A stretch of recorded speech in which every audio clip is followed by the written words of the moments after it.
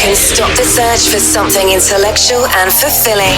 You've tuned into the Diary of a Bald Man, and there is no going back. Let the moaning, groaning, and bitching begin in 5, 4, 3, 2, 1. Hey, sirs, welcome to the Shit Show. So today's going to be a different recording. It's going to be something a little bit outside of the ordinary box. I know that this is called Diary of a Bald Man, but when we talk about diaries, we talk about things in the past. But when we look at the diary too, we do plans. We do, things for the future. And let me tell you, there is a guest that I brought on, my very first guest, Chance Roberts, that is going to change the future of the bald man. Not just myself, but everybody else out there. If you don't know who Chance Roberts is, you are missing out. So what got me interested is we were in a group together on Facebook, and Chance had the opportunity to share with us his book coming out called The Beginner's Guide to the Environmental Health and Safety Profession. And if you have not read it, whether you're going into safety, whether you're considering going into another trade or craft, it is an amazing book. So for those that know me from all my travels in Alaska, Hawaii, different locations, they know and can verify that I can potentially spot a rising star.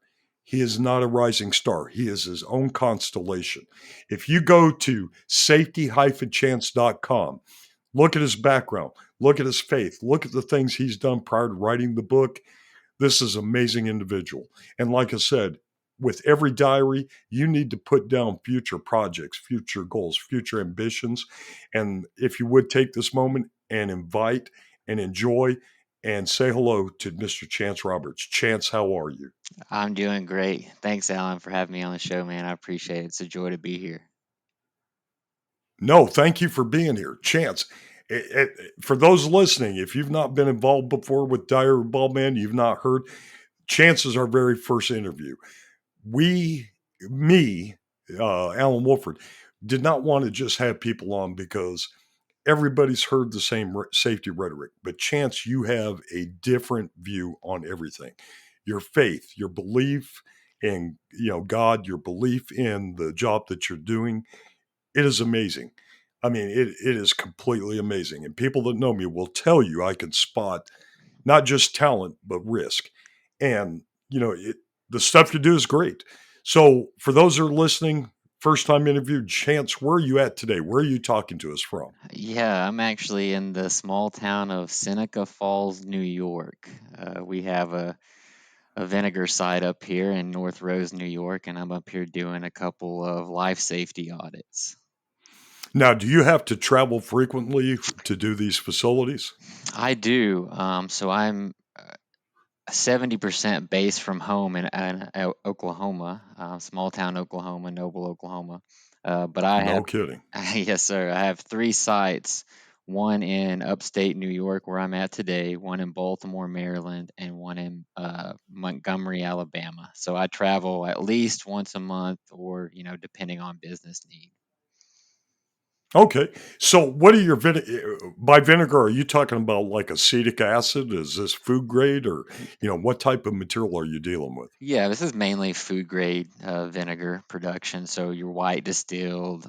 We even do some balsamic, some different wines. I love balsamic. Oh, Me too. oh yeah. That and, some olive oil and, oh my God. Oh, daggone. Well, Chance, thank you for being the very first interview on this show. So, does it make you nervous knowing that here in the near future, other people are going to be reaching out for you to do similar shows? Because not only because of your book, but because of the incredible way that you communicate with others and the things that you do. Is that kind of like, does that put like any type of doubt or issues on you that you're like, oh man, I got enough stress. I'm in Oklahoma. I'm traveling to all these foreign areas with people that talk funny like Alan. Does it, is that something to look forward to? I'm definitely looking forward to it. It's something that I definitely did not expect. I was not expecting or prepared for any of this, but it's been a blessing. And so I, I'm nervous, yes, but I'm super excited too, for sure.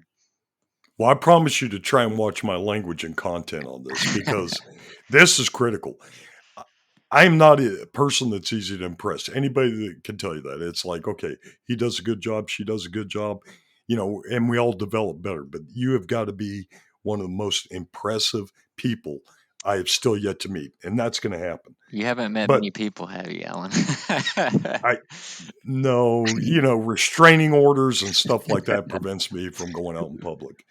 But Chance, let me bring this up. So as part of the show, I try to pass along like little bits of information on physical and emotional well-being. So what is something that you personally found to help you with, say, stress or physical illness prevention, especially with you traveling, safety being such a stressful job for a lot of people because production requirements and individuals in the field.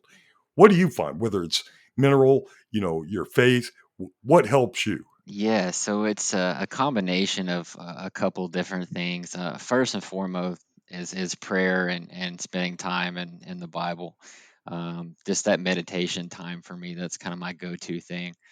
Um, Outside of that, some of the other things, kind of depending on my mood or what the stressor is and where I'm at, working out. So my wife and I actually use that as time together, but we also use it as a stress buster together. So we have a gym that we built in our garage, and we like to work out, 4 to 5 times a week. So that's a great avenue, for heart health and stuff like that. Outside of that, farm work. I own a small farm, so it could be feeding the animals, running the lawnmower, Oh yeah. running the tractor, trimming trees. And I also, when I'm doing farm work is the most of the time when I'm listening to podcasts such as your own. Oh, no, don't say that. Don't say that. And listening to books and music. Hunting and fishing is a big deal for me, especially being from southern Oklahoma. um, I'm probably the most focused and relaxed during deer hunting season. Something about Okay. just being 12 to 15 foot off the ground in a tree relaxes me. So Now, those are does some your of the wife things. get involved in hunting as well, or is that primarily just for you? She has in the past when I go rifle hunting. However, when I bow hunt, it's typically a one person stand, so that's just me. But she will go when I rifle hunt for sure. Okay. I like that how you put in meditation, and you put in that, doing physical work to counter the mental stress. And that's not something I brought up on previous podcasts.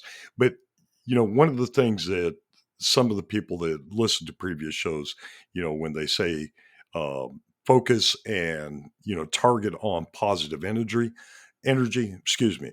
I like your idea of the meditation, and thinking about, scripture, verse, looking into that. I usually don't talk religion because so many people are like, well, there's a variation in it. But I like how you put what came down for you.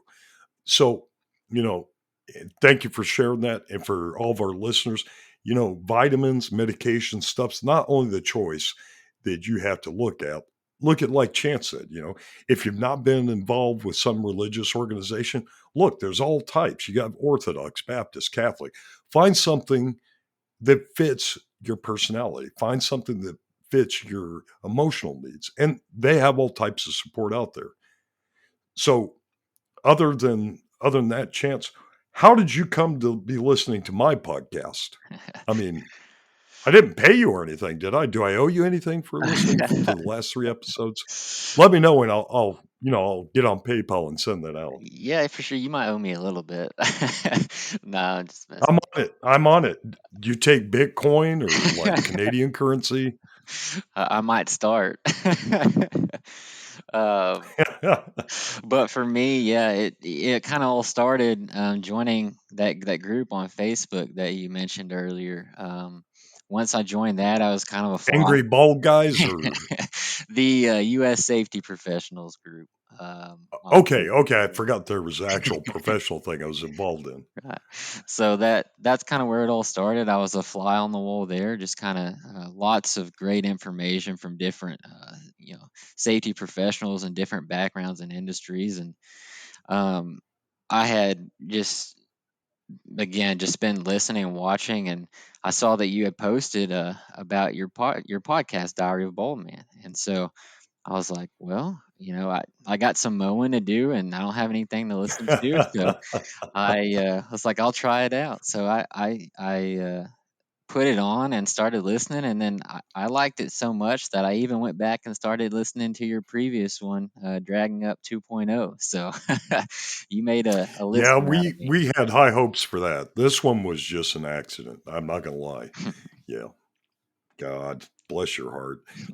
You've heard me talk on my podcast, so please pray for me because I'm not on the level I need to be. I can use some of that And I prayer too. appreciate that.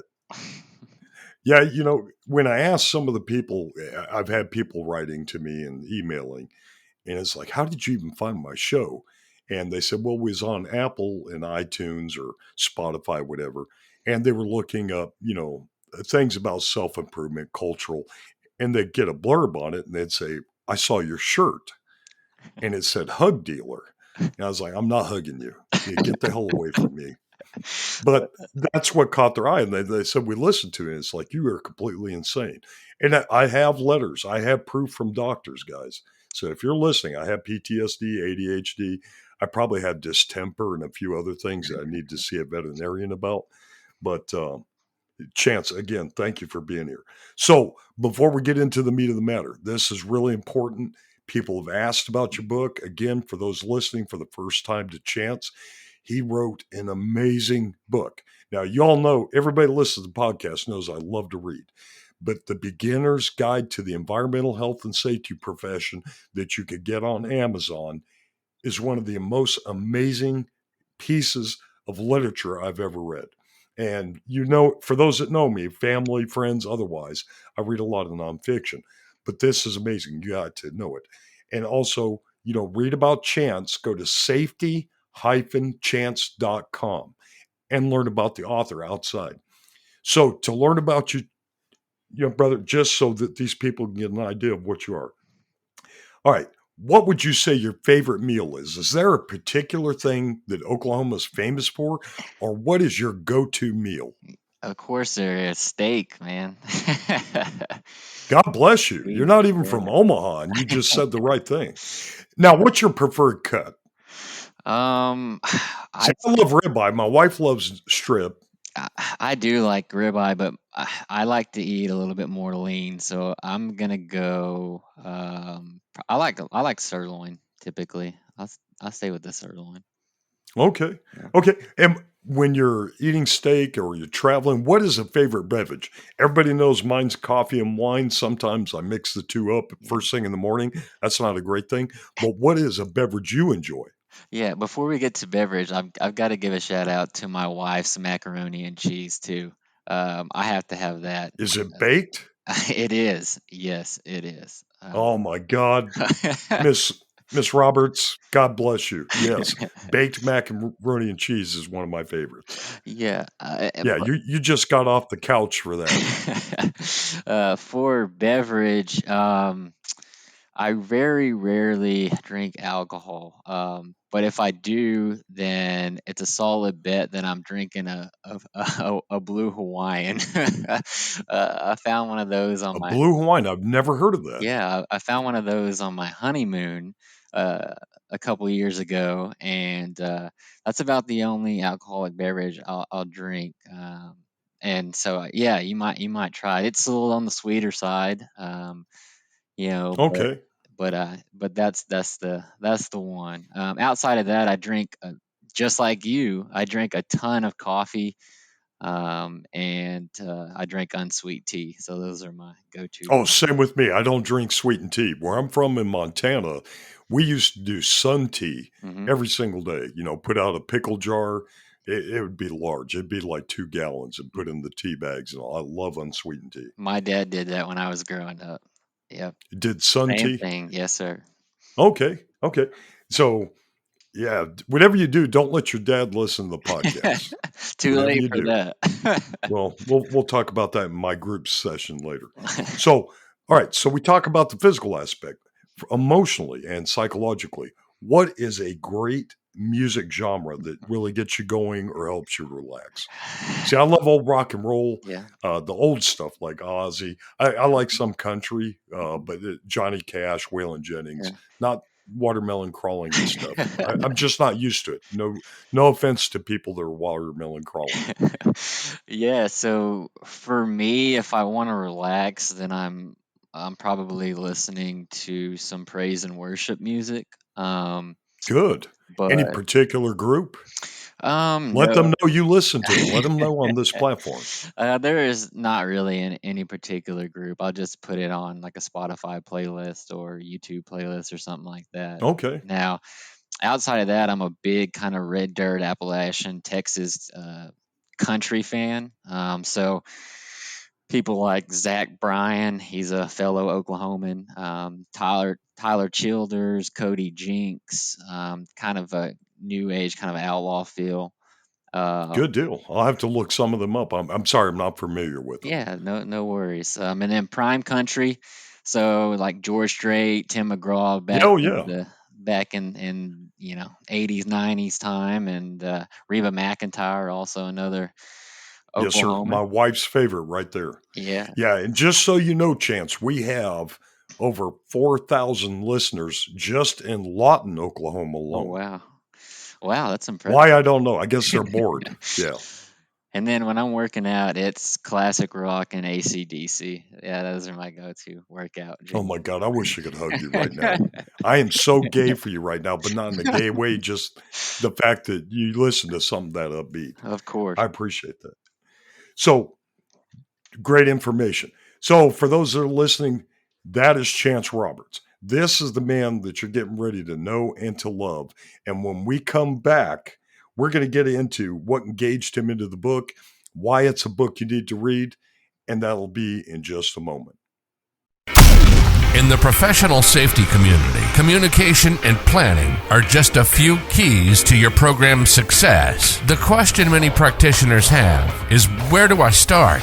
Dr. Jay Allen, the creator of the Safety FM platform and host of the Rated R Safety Show, has built a global foundation to help you along the way. Go to safetyfm.com and listen to some of the industry's best and most involved professionals, including Blaine Hoffman with the Safety Pro, Sam Goodman with the Hop Nerd, Sheldon Primus with the Safety Consultant, Jim Pozell with Safety Wars, Emily Elrod with Unapologetically Bold, and many others.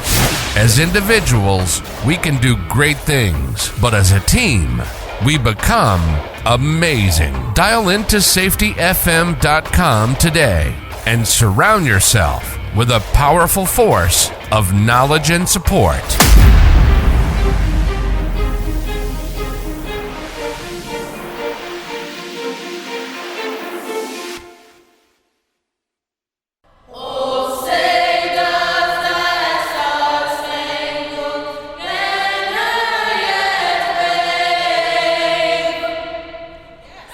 First Responders Children's Foundation takes care of the children and families the brave ones leave at home. Help us help them. These are the beautiful voices of police officers, firefighters, nurses, and teenagers who remind us that we can come together and create harmony and unity.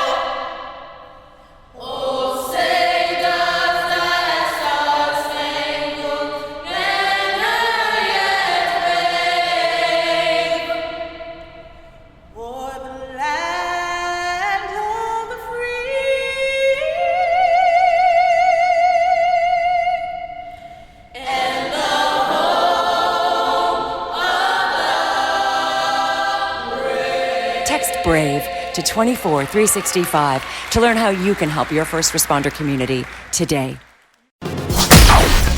Alan Wooford has produced this podcast for entertainment purposes. Neither this nor any other podcast he produced constitute legal, medical, marital, sexual, or professional advice. The opinions and views presented by Alan are his own and do not reflect the views or opinions of employers, clients, family, Facebook groupies, promotional sponsors, or baby Jesus. Any health information shared or mentioned as an alternative does not create any patient-physician relationship or other professional relationship between the audience and the presenters. No person listening to any podcast from this rocket surgeon should act or refrain from acting based on the content of a podcast without first seeking appropriate professional advice and or counseling, nor shall the information be used to substitute for professional advice and counseling. As stated earlier, this show is for entertainment purposes, not how to lead or change your life. Do what is best for you or what your spouse approves of. Alan Wooford and all guests of the show expressly disclaim all liability relating to any actions taken or not taken based on any and all contents of this site.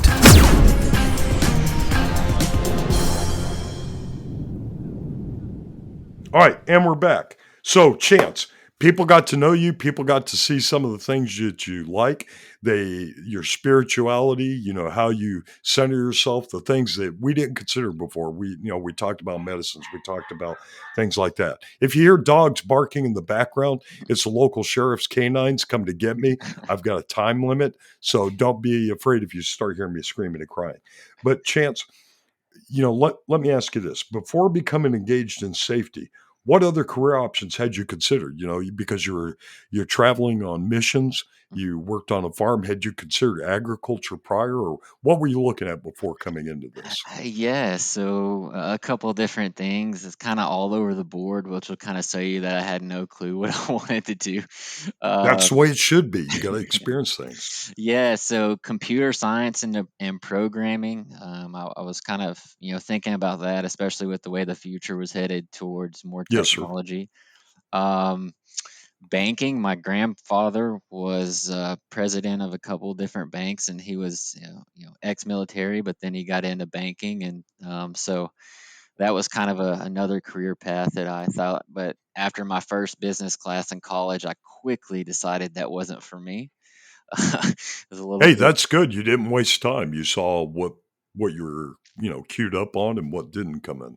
right. It was just a little bit too dry for me. So, um, and then one other thing that I contemplated was being a stock contractor, so raising bucking bulls and horses for rodeos.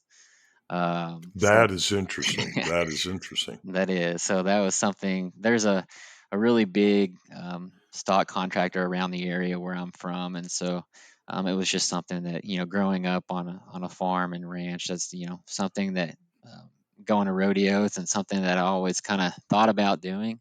But I'm really glad that I didn't do any of those and I found safety. So Well, that brings us up to the next question. I mean, because, with the computer sciences and everything like that, I could see that, a lot of people are looking to get away from paperwork and to integrate into software and how, things like that's supposed to improve things.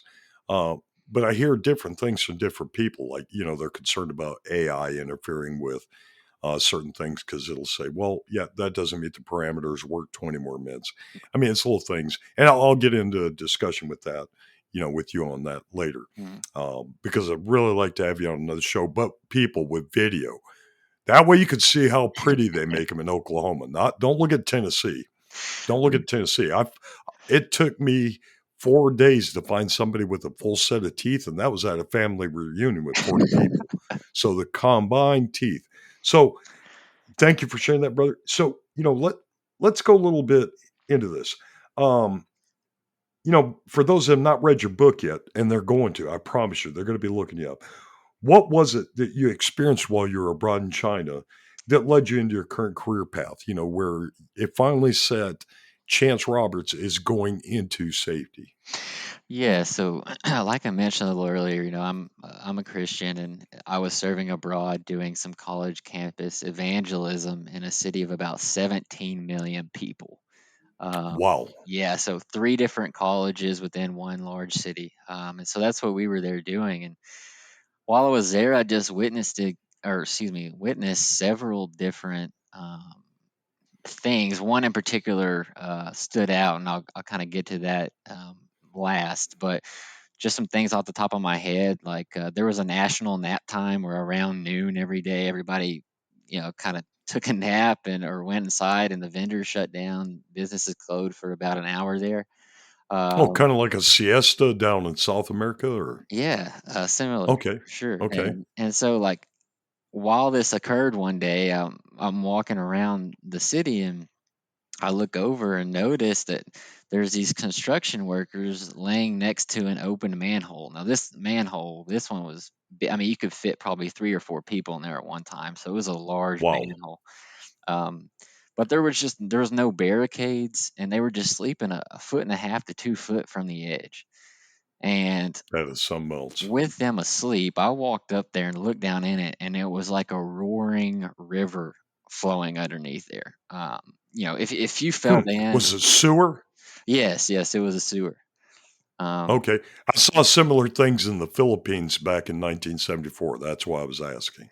yeah, so if a little kid wandered up there, if I myself wandered up there and they didn't say anything, I mean, anybody could have fallen in there and died. Right, So that right. was just one instance.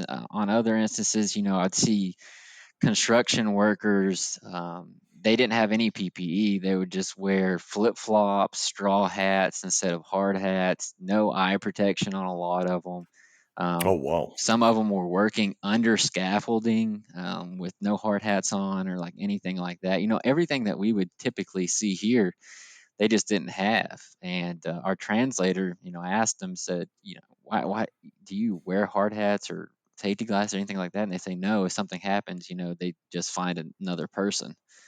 Yeah, So, yeah, unfortunately, people are a commodity. yeah, so that, kind of opened my eyes. But finally, the straw that broke the camel's back, we were walking past a shop owner's shop, and it was kind of at a decline from the roadway that we were walking. And I look down in there, and there's about 3 foot of standing water. And Ugh, the shop owner is, I guess it a pipe burst or something, but the shop owner is on a metal ladder in the middle of this water, working with the light fixtures above his head, and other lights were on.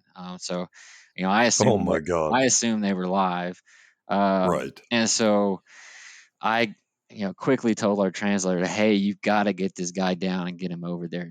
Tell him as calm as possible so that he doesn't freak out and cause something to happen." Um, Right, but right, yeah, that's what makes some accidents is startling them while they're engaged. right, so I Yeah, told him, make sure you don't do that, but then call him over here, and we talked to him about it, and he just he honestly didn't know what he was doing, didn't know the hazards or anything like that. He looked astonished when we told him, and so that was kind of the point where I just felt like God was telling me, hey, like safety is for you. And so yes, sir. upon returning back to the states, we actually had a really solid safety program at the college I was already enrolled in, and so I just switched my major to safety.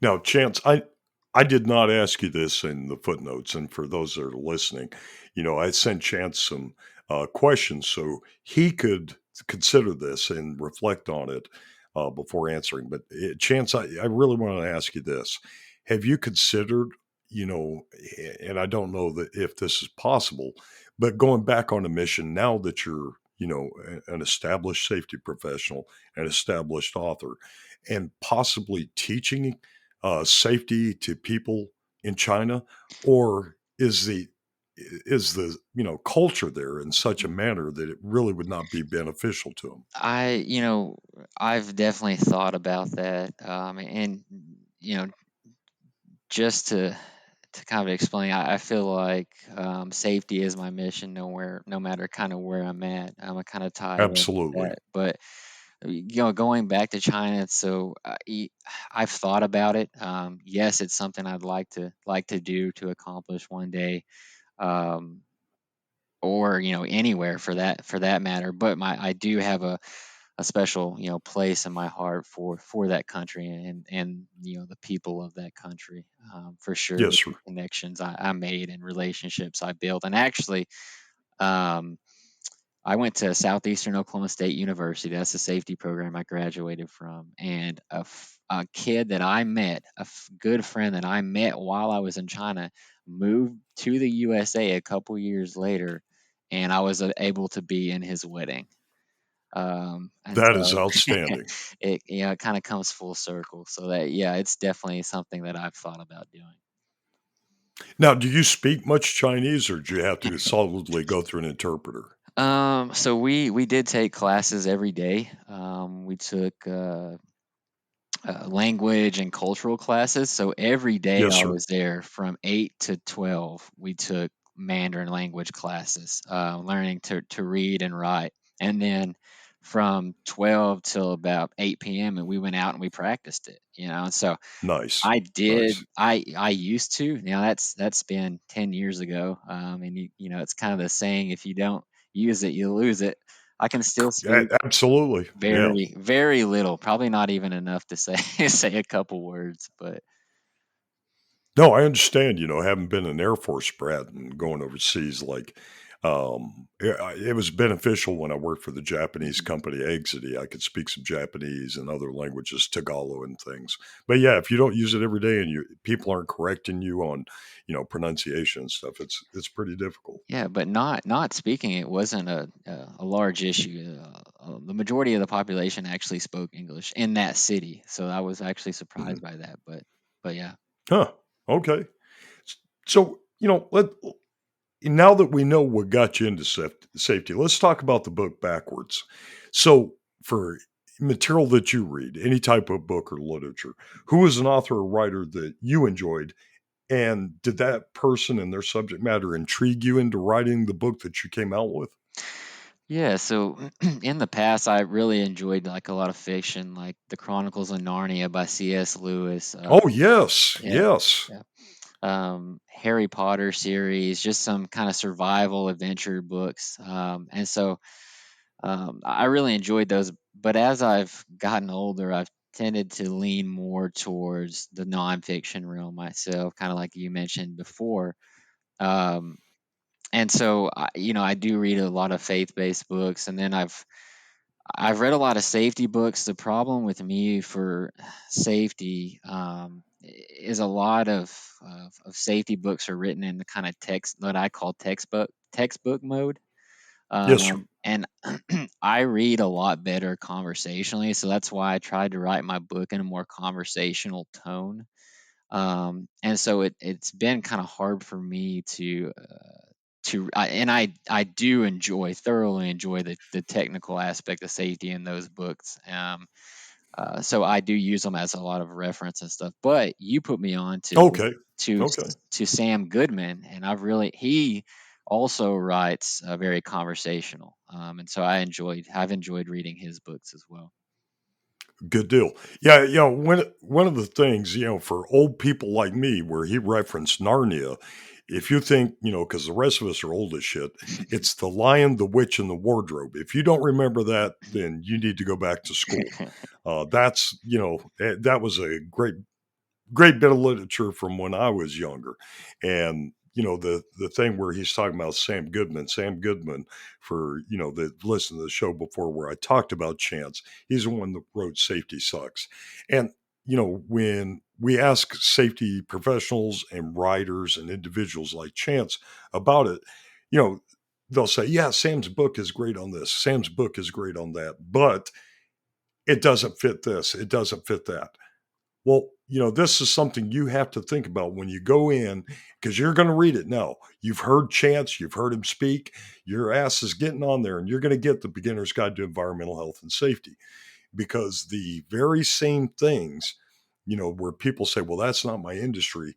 This is one of the things I loved about Chance. I don't care what industry you go into, his common sense approach, the things that he ran into, some of the situations he got involved in that led him into this safety career and led him into the job he's in now, he walks you through it.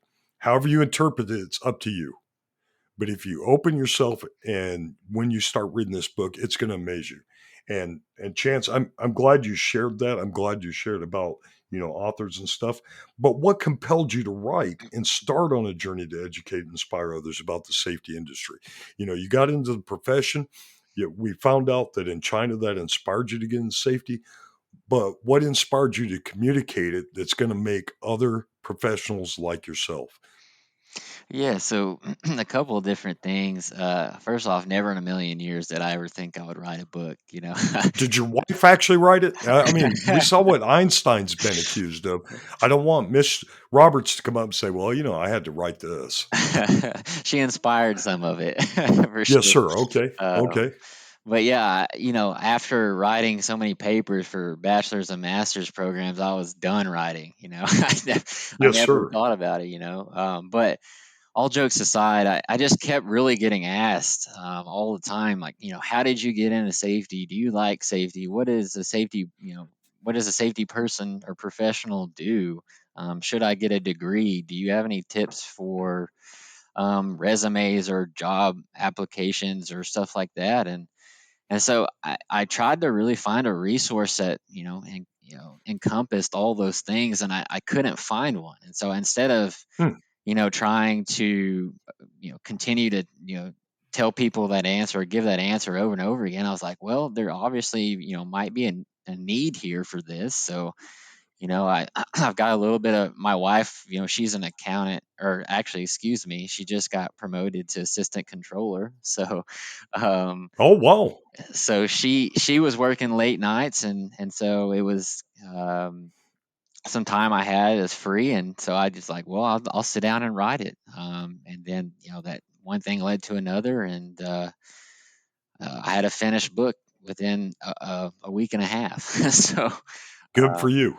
Because I'm telling you, it's inspiring people. If you guys haven't seen it, you go to Amazon, you look at it, right now he's got 11 published reviews, but it's climbing. I am telling you, you're seeing photographs of Chance's book on LinkedIn, on Facebook, on Instagram. People are on TikTok talking about, I'm changing my career from the trades. And Chance, I'm sorry if you didn't know this ahead of time. You're seeing people in the trades that want to get involved in safety because of the high number of events and issues, and they just think there's a better way.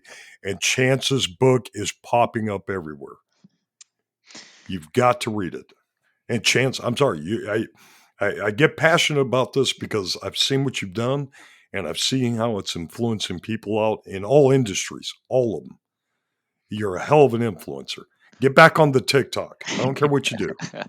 my wife But may not let me do that. no, get her involved. Do something. I don't know. I mean, show some unsafe stuff. I don't know. But yeah, do what you got to do. So you wrote this, the inspiration. I can't tell you. It is so incredible because I couldn't put it down. I had to. I had work obligations. I had family obligations. But as I was going through it, I was like, why didn't somebody tell me about this previously? I would have pushed Chance out. I would have been pimping him like nobody's ever pimped an author before. Well, But Chance, I'd like to take all the credit, but I've had so many great mentors, family, friends that have taught me, my parents, my sister, my wife, that have taught me so many things over the years, and that really inspired this book. So where I'd like to take, all the credit for everything, all the credit goes to them, and I appreciate well, those. God bless you for saying that. Yeah. You know, that's what Diary of a Bald Man is.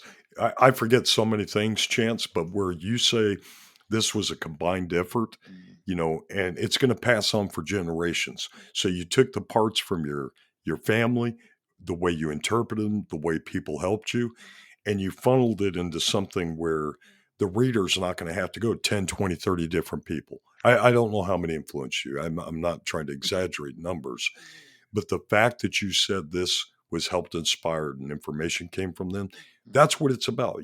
We communicate history to make a future, you know, Sure. and you did such an amazing job on that. So have you considered writing another book? Is there something we could look forward to in the future? Yeah, so if you do visit my website, safety-chance.com, there's kind of a teaser about a second book. It's going to be, I do have a couple more ideas, and I'm not really sure which order, they'll kind of come out, whichever, I guess,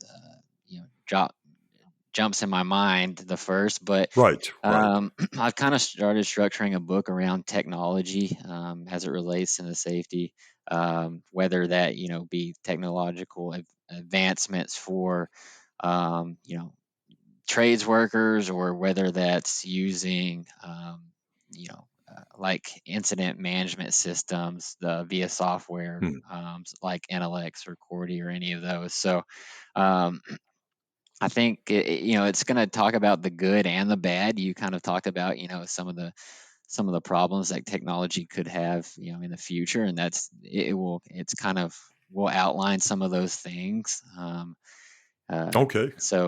yeah, I'm looking forward to that one. And then there's another one I would like to write around the importance of building relationships, Oh, good, and good. I'm a really strong believer in building relationships as a foundation of a very positive safety culture. And so I'd like to write a book around that eventually as well. Okay. Now, this is an off-topic question. This is not one I asked you, Chance. I'm just curious about it. When you look at current training trends, post-COVID, do you see, and you don't have to give your opinion on it, but do you see a lot of companies using like LMS or online to replace in-person things? Is that still a trend with a lot of the things that you're seeing? Or luckily with your clients, do you have like, you know, split training where some of it's video, some of it's real life? I'm just curious from your side. Yeah, I honestly do think a lot of the larger corporations are trying to move to a more online LMS system. I'm trying to Hmm. advocate for a mixture, where I do think those are good, and there's places for those trainings, and they do meet certain criteria. I also think that in-person training, especially um, for certain more strenuous or dangerous tasks, is needed. Right, right. So I am an advocate for both if they're used properly. Um, but yeah, to your question, I have seen a lot more use of the online LMS systems. Okay. And for those that's listening that's not familiar with this content, what we're talking about is a blended learning. So Chance and or myself or other instructors could say, hey, Kate, watch this video, watch this PowerPoint. Then we go on and, like confined space training, do hands-on, and you integrate the two. And the reason I asked Chance about this, there's an upcoming show that I've been asked to take a part of where we investigated 200 incidents in the past 3 years where people were trained on LMS or hands on, and why blended learning resulted in lower injury rates or fatalities. It is a great subject. And Chance, thank you for sharing that. So, Chance, I know it's getting late, and before we get off the show, and please throw out some accolades to, your family, your friends, and stuff. But anybody you want to recognize before we do that, since your time and safety now, and this will be the last question I ask, is there anything that you would change in the book or maybe add as a new guide due to recent experiences, exposure, or things that you've learned out in the field? Or is it pretty much still the same? Not at the moment. I think most of it's still pretty the same. Now, I'm only 8 years into my EHS career, so I'll be the Oh, first. you're an old man, dude. You're old. Yeah, I'll be the first to tell you that, I've got a lot to learn. Definitely do not claim to know it all, and will never know it all.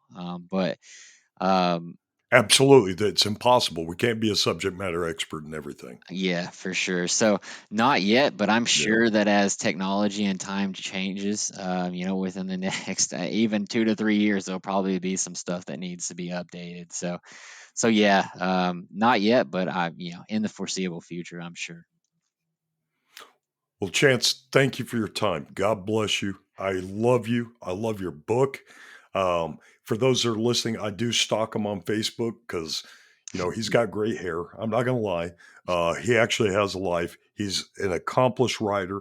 He is a, Eagle Scout. He's a black belt in taekwondo. He could kick my ass and make me love it because it's done with love and passion. Chance Roberts, look him up. Go to Amazon. Go to, look at the book, read it. And again, you may not be in safety. This will inspire you to quit your job and go into safety. It is that good of a book. Go to safety-chance.com, show your love, show your appreciation, and look at, I'm talking, it's not a shooting star. Chance is a constellation of things that are coming to be, and I hope he inspires others. Chance, is there anybody you'd like to give a shout out to or any accolades before this? Please do it now. Yeah. Other than me, I can't believe I got you on my show.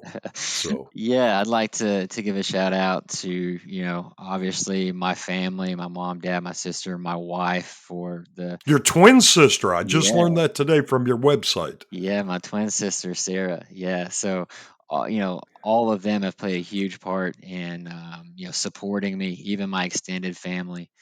I'd like to give a shout out to the Southeastern Oklahoma State University degree programs as they relate to occupational safety and health. I got both my bachelor's and master's from there. They have fantastic programs for safety.